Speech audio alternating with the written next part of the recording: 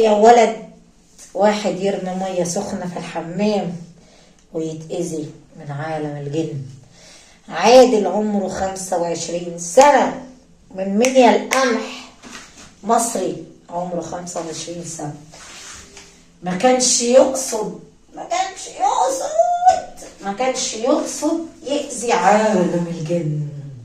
الجنية طلعت عشان تخلص حقها، قلبوه بالسيارة ما فيهاش كده، ولعوا له البيت نار. السلام عليكم ورحمة الله وبركاته. حشوني أحلى جمهور بيدعي الست المصرية، الناس اللي بتحب هناء الأسطورة تنزل تصلي على النبي محمد عليه الصلاة والسلام. مالك يا هرم؟ الهرم زعلان منكم، وشي في الأرض، زعلانة زعلانة منكم. ليه يا هرم مصر؟ أول حاجة ما تحطوش لايك فيديو، أنا مش قليلة في البلد ده، أنا هرم العالم كله. أول حاجة ما تحطش لايك ولا سبسكرايب ولا كومنت حلو كده يكبر بخاطر بنت البلد، ورحمة والديك لا تكبر بخاطري، ورحمة النبي الغالي ما تكسر بخاطري. عايزين نشوف عدد المسلمين اللي موحدين بالله. أكتر مسلم موحد بالله من قلبه كده هينزل يرزع اللايك لأحلى هرم مصر. طب عايزين نشوف عدد المسلمين أكتر هينزلوا يقولوا كلمة واحدة بس: اللهم صل وسلم وبارك على حبيبنا النبي محمد يا هرم مصر. طيب الهرم طالب منكم خدمة كده، قول يا هرم، قول يا حبيبي يا هرم، قول. بص يا بنت، انا عايزه منك حاجه صغنونه. قول يا هناء، انا عايزه منك كومنت حلو سبسكرايب. خش على هناء برنسيسة العالم العربي. طب هنعمل ايه بقى مع البرنسيسه؟ هتنزل تشجعها بكومنت حلو كده. نخش على البرنسيسه نشاهد الفيديو عشان احنا محتاجين نعمل 4000 ساعه. 4000 ساعه، عملنا 1000 ساعه. عملنا 1000 ساعه في 6 ايام. الله اكبر، الله اكبر عليك يا هناء. 5 الله عليك يا ملكة العالم العربي، يا أسطورة الساحة. عملتي ساعة 1000، فاضل لنا 3000. مش هتفرق طبعا، انتوا عارفين هرم مصر مش هتفرق معاه يا ولد، مش هتفرق معاه. يعني فاضل لك قد ايه يا هرم؟ فاضل لنا يا واد 3000 ساعة. 3000 ساعة نعملهم في مينيت. بس لو انت شجعت الهرم وحطيت لايك وكومنت حلو للست بنت البلد المصرية. وبعدين يا هناء، وبعدين انت فعلا لو بتحبني من قلبك هتنزل تشجع أسطورة العالم العربي ونحط كومنت حلو. وبعدين لا، عايزين نشوف عدد المسلمين الموحدين. لو صليت طبعا الست جودي هانم وقعت لنا اللينج لايت. لو ما مسكت التليفون كان زمانه ايه حلوين، كان زمانه اتكسر. وبعدين يا اسطوره، وبعدين بقى عايزه اقول لك على حاجه. عايزين نحط لايك وكومنت حلو لاسطوره العالم العربي عشان نشجع اسطوره هناك. المهم يا واد، نصلي على النبي محمد. عملنا 1000 ساعه، فاضل لنا 3000 ساعه. لو فعلا بتحبوني تنزلوا حط لايك وكومنت حلو الست بنت البلد المصرية العسلية ونشجع الأسطورة هناء. طيب طلباتك يا هناء، طلباتي بسيطة خالص. ان انت تنزل تحط لايك كومنت حلو للست بنت البلد العسلية. يلا نحكي، يلا. كان في ولد عمره 25 سنة من منيا القمح، ماشي؟ فين منيا دي حتة مصرية، يعني حتة مصرية تقلية عند مصر ام الدنيا. فشربطات عسليات بس كده.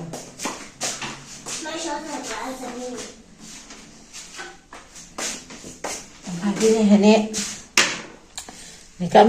نكمل يا واد. بس حط لايك للعجينة العسل دي. كهونا عادت البنت هناء.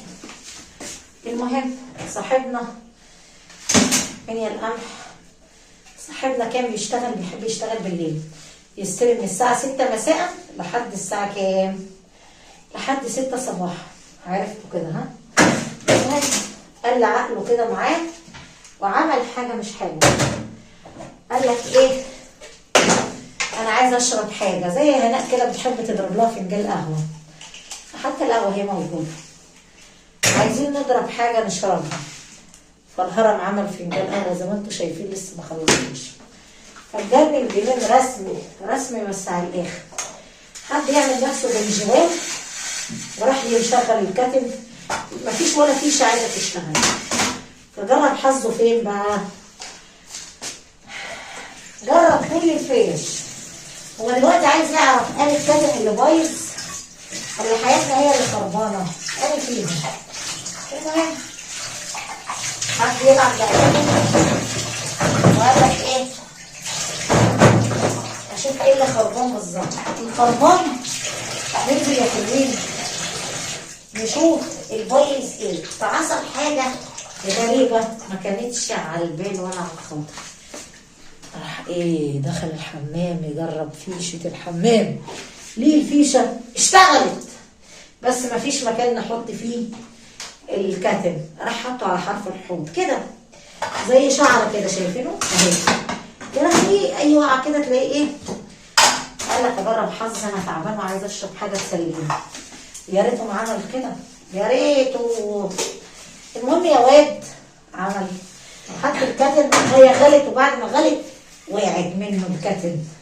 الميه نزلت على البلاط على السيراميك، فضلت تدلق، كل الميه مغليه اتدلقت على الارض وكده. عمل مصيبه وعمل كارثه ما كانتش تخطر على بالنا ولا على الخاطر. اذى الجن من غير ما يعرف. كانت ايامه اتقلبت لجحيم من سواد الليل. اطلعي يا جودي. طب يلا حطوا لايك دلوقتي يا جماعه. يا ولادي يا حلوين، حصل حاجه غريبه. النور فضل يطفي ويقطع والدنيا في الحمام خربت. كانش عارف ان القضاء مستنيه خالد. عادل استهون بالجن. الجن حب طفلي كل الانوار بقى النور يضرب كل النور. المكان اللي هو فيه في المستشفى، انتوا عارفين المستشفى كده خلي بالك المستشفى بتبقى مستشفى مسكونه بالجن والعفاريت. اي مكان فيه دم، في حوادث، في مشرحه، انتوا عارفين بيبقى مسكون بالجن والعفاريت. للاسف بقى جرب حظه وكان قاعد مرعوب بعد ما الميه المغليه اتدلقت وسمع حد يقول له مش هسيبك، انا لازم ادمر لك حياتك زي ما حرقتني. سمع صوت واحده بتقول له كده. وبعدين خايف لما الليل بقى يجي. عدى اليوم بالعافيه بالرعب والخوف. الكرسي بقى بيمشي قدامه، الترول عمال يمشي قدامه. حاله رعب وخوف. ما صدق بقى الساعه 6 بات صباحا بتوقيت مصر. قال لك امشي وامشي استريح من اللي انا فيه. انا عايز يستريح من العذاب. لاحظتوا القصه دي؟ يا ريت تيجي على كده يا ابطال. اول ما مشي ركب السياره، مشي على طريق صحراوي. ليه سياره ماشيه جنبه، سياره وش واحده باين انه محروق كله. تقول له اقف، مرضيش يقف لها، خاف وطلع يجري من منظر وش ده محروق كله. واحده ست جميله وشها محروق، مرضيش يقف وطلع يجري. قالت له مش هسيبك. فضل يجري على اقصى سرعه عشان يلحق يروح البيت من كتر الخوف والرعب. يا ريته ما عمل كده. المهم روح البيت يا حلوين. دي مفاجأة ما كانتش تخطر على بالنا. دخل الشقة بيدوس على الزرار الكهرباء. ليه الكهرباء قطعت؟ ليه الكهرباء قطعت كلها؟ قعد شوية يولع كشاف الموبايل. الموبايل وقع في الأرض. بيوطي يبص على ليه يجيب الموبايل من الأرض. حصل حاجة غريبة يا عيال. حصل اللي ما كانش يخطر على بالنا. ليه رجل في الأرض عاملة زي رجل رجل المعدة، رجل وحش. حسس كده ليه الرجل ماسك كده، الرجل تحت، ليه الرجل في الارض. طبعا الدنيا ضلمه ظلام، جاب الكشاف نور لقي وش متشوه، نفس الوش اللي شافه في السياره. قعد يصرخ، قالت له محدش هيسمعك يا عادل، لازم انتقم منك يا عادل. طبعا امه واخواته موجودين معاه في البيت، بس للاسف يا ابطال مفيش حد هيسمعه، لان هي الجن لما يكون عايزك انت اللي تسمعه صعب يخلي حد تاني ايه يسمعه يا واد. ومن هنا قصتنا بدأت مع صاحبنا عدولة. عادل سحب لنفسه حفرة، يوم اسود يوم راح يشرب شاي ويولع الكتم. حفرة ملهاش آخر، دم ملهوش نهاية. قالت له تختار أحرقك أولع الشقة دي، ولا تختار أحرق وشك، ولا أحرق أهلك، بس أنا عايزة أحصرك على نفسك. لا حرام عليكي، أنا ما أذيكيش. قالت له أنت كذاب، أنت كذاب، أنت بلغت المية السخنة عليا في الحمام، شوهت وشي. قال لها قسما بالله العظيم انا ما كنت اقصد اشوهك، والله ما اقصد، الكتم اللي وقع مني. حرام عليكي، حرام عليكي، سيبيني في حالي، انا بصرف على امي واخواتي. قال لها، قالت له مش هسيبك، لازم ادمرك زي ما دمرتني. المهم مره واحده كده النور جه، اختفت هي. المفروض بقى يروح المستشفى تاني يوم، يروح المستشفى يتفاجئ بصدمه، يتفاجئ بحاجه جوه المستشفى. ايه هي بقى؟ هو حارس في المستشفى، موظف اداري في المستشفى، المفروض اللي هو حارس واقف على المستشفى، يتفاجئ بالمدير، يبعت له يقول له تعالى يا سخاء، تعالى يا عادل، عقل في خالد، تعالى يا سعادل. راح له قال له اسمع بقى. قال له ايه؟ قال له في 2 عيانين مش موجودين في غرفهم، وانت اللي كنت ماسك امبارح. فين يا ابني؟ قال له والله ما اعرف حاجه، والله ما اعرف حاجه. قال له مطلوب، لازم مطلوب للتحقيق يا باشا.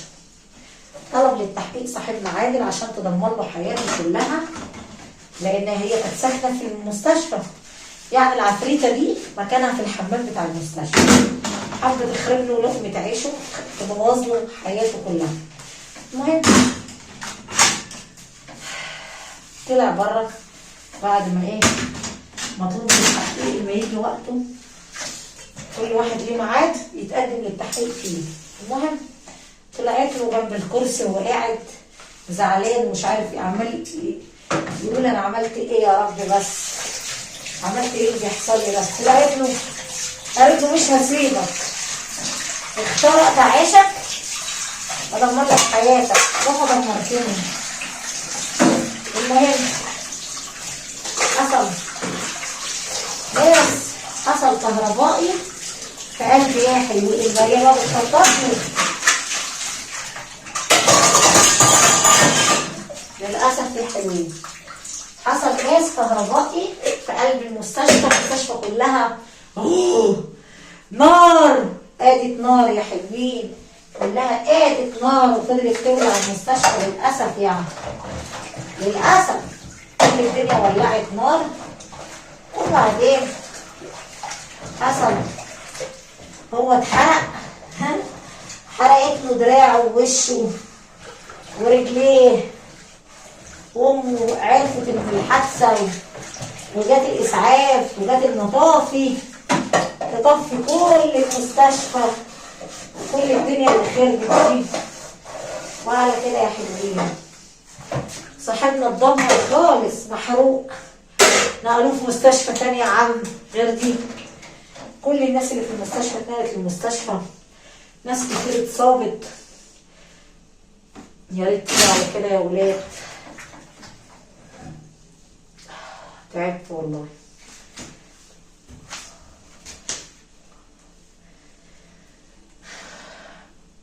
على فكره انا عايزه اقول لكم على حاجه، انا بتعب في الفيديوهات دي والله العظيم،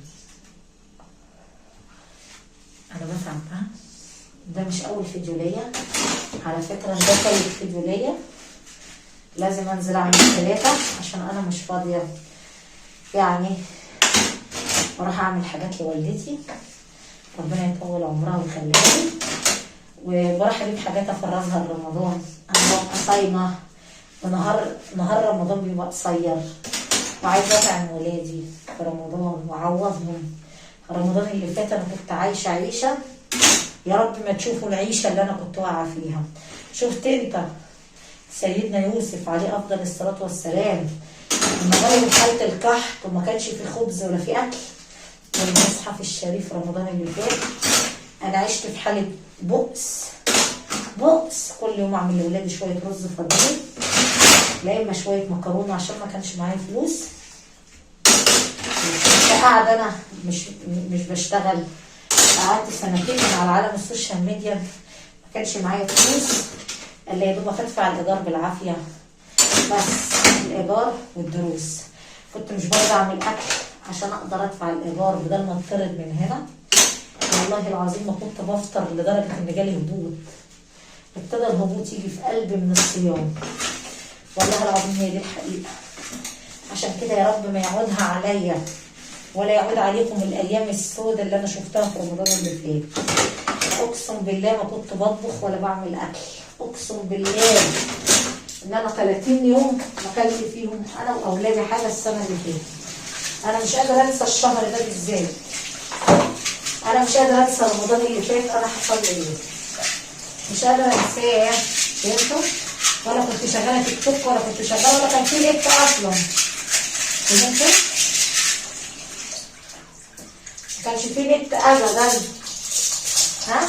كنت واقعه في ايه؟ بلاش اقول لكم بقى. كنت اقول له يا رب ما تنساني. ها؟ رمضان اللي فات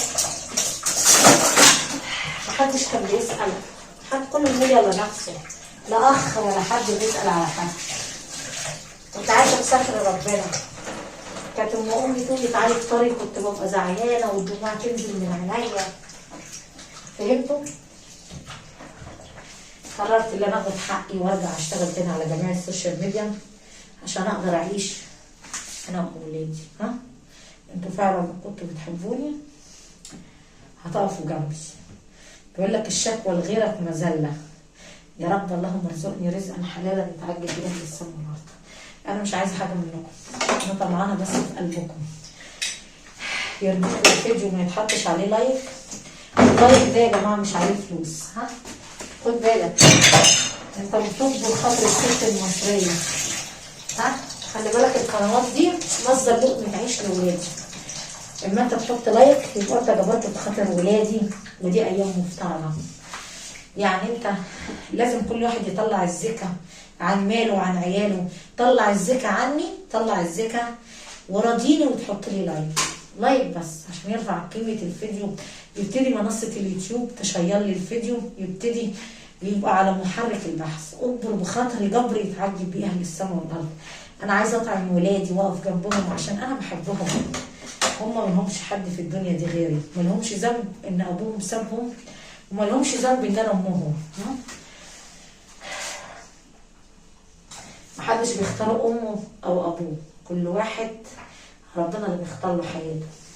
وحياة حبيبك النبي بتكبر بخاطري، تحط لي لايك كومنت حلو. انا نفسي امشي من المكان ده، انا حلم حياتي بس. بصوا الفيران على طول داخلالي من هنا بتاكل الحاجات دي وتعبين وحاجات. حتى معلقه لمبه زي ما انت شايف كده، لمبه بسلك. صدقني انا مش حتى السخان ده بايظ. انا مش عايزه حاجه منك، انا عايزك بس تجبر بخاطري. بيقول لك جبر الخواطر على الله. لو جبرت بخاطري ربنا هيجبر بخاطرك وهيرزقك. انا بس عايزه لايك يرفع من قيمه الفيديو. بلاش تشتمني، بلاش تغلط فيا. ها؟ بعد اذن حضرتك. المهم صاحبنا عمل ايه بقى؟ مش عايزه اطول عليكم. صاحبنا للاسف انتقمت منه، وطبعا يقوم من النوم على السرير في المستشفى يفضل يصرخ واهله جنبه، بس ايه بقى حالته؟ بقت نفسيتها زي الزفت. عارفين انت واحد امه جابوله شيخ حكى له الشيخ على كل المصايب اللي حصلت معاه، للاسف الشيخ فضل يقرا قران ويحصنه، حصن جسده، وطبعا عمل عليه ميه وقال له يا ابني انت حرقت الجن، حرقت وشها، كان لازم تنتقم منك، وبعدين ده جن مجوسي بالحمام، جن صعب انه يسامح حد، الجن ده لازم ينتقم وياخد حقه من اي حد اذاه. يا ابني يا حبيبي قبل ما تخش الحمام تقول اعوذ بالله من الخبث والخباث، اعوذ بالله من الكلمات التامه. يا ريت تعمل كده قبل ما تخش الحمام اللي هو التواليت او الدبلوسي على حسب ما انتوا ايه. للاسف يا صاحبي انت اتاذيت بسبب الجن، حياته اتدمرت، حرقت له رجليه، حرقت له وشه، الواد يا عيني عايز علاج كام، ولا اله الا الله. عادل نفسيته الزفت، والشيخ قال له نصحه ان يشغل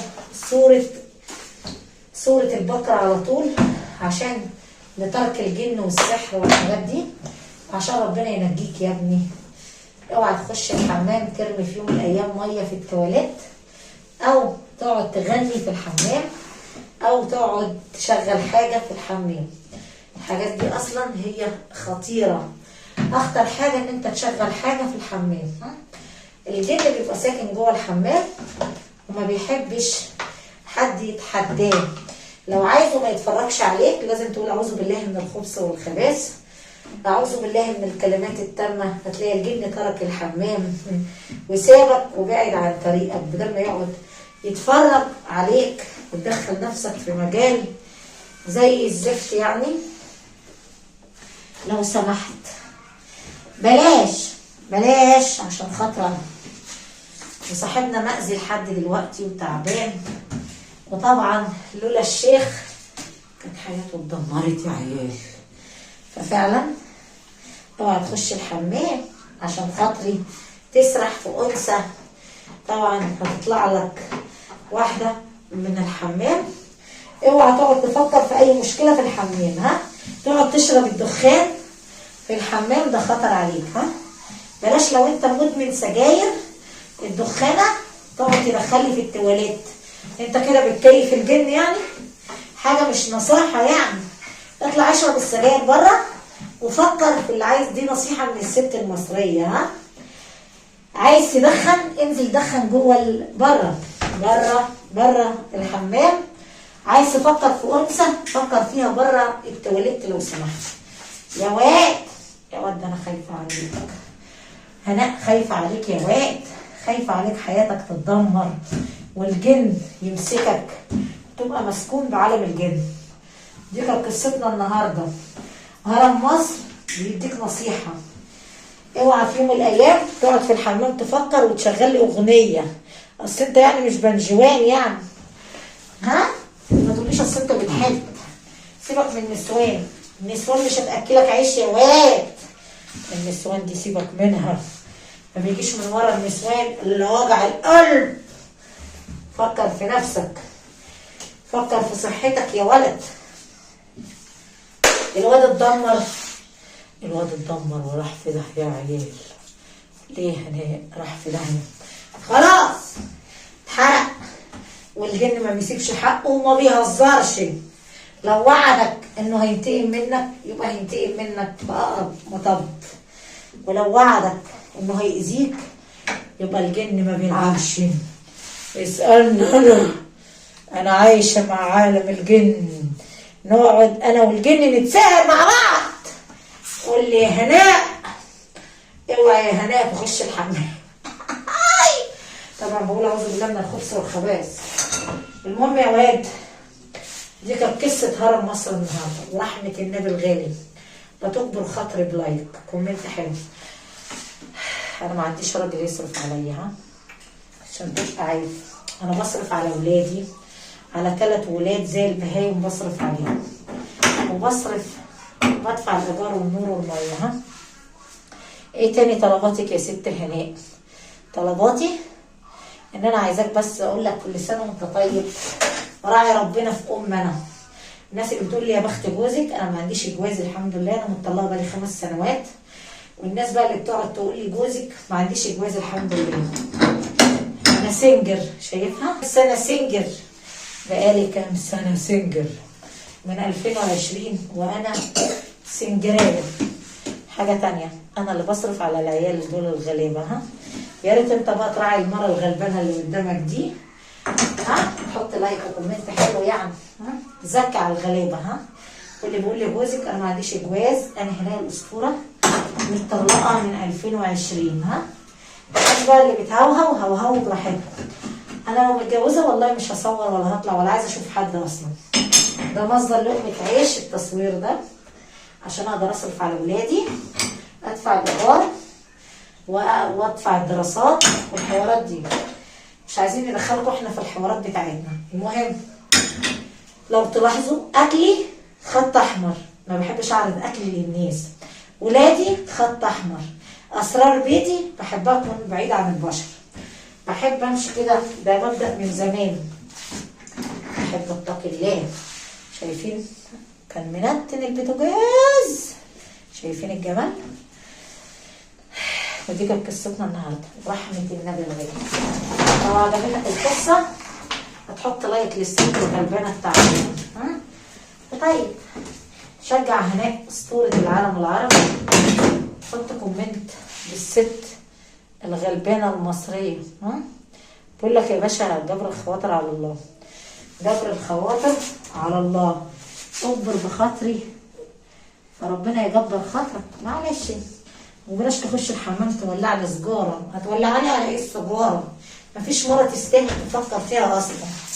معلش، خايف عليك يا حبيبي، خايفه عليك.